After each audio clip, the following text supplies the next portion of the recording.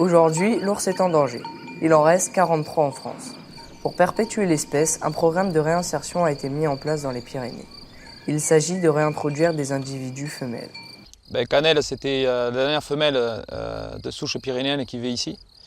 Et le 1er novembre 2004, donc, elle a été tuée au cours d'une battue au sanglier. Mais ce programme ne fait pas l'unanimité. Certaines personnes craignent que l'animal ne mette en danger leur travail.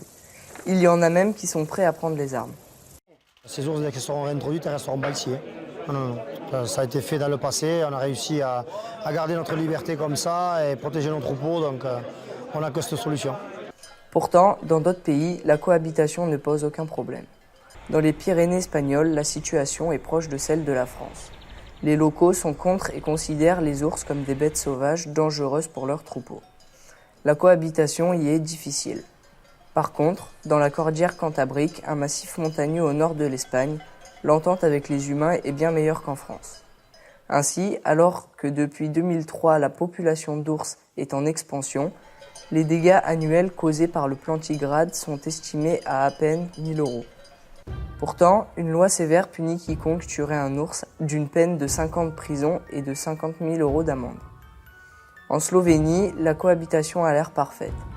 Là-bas, l'ours n'est pas considéré comme agressif. On en trouve plus de 750 en liberté totale, soit 20 fois plus qu'en France. Dans ce pays où 60% de la superficie totale est composée de forêts, aucun homme n'a été tué par un ours ces 20 dernières années. C'est peut-être parce que l'animal trouve assez de vivre dans les grandes étendues boisées et que, pour le maintenir dans la forêt, loin des troupeaux, on y installe des distributeurs déversant des graines à intervalles réguliers. En cas de dégradation causée par les ours, le gouvernement slovène prévoit de rembourser à 100% les dégâts causés sur le bétail ou les infrastructures. Pour éviter ce désagrément, l'État subventionne également des clôtures électriques pour protéger les troupeaux. Malgré tout, la Slovénie doit aussi envoyer des individus dans diverses réserves d'Europe ou même organiser des battues pour faire baisser le nombre de bêtes sur son territoire. La cohabitation est donc possible, l'ours peut trouver sa place sans nuire à l'activité humaine.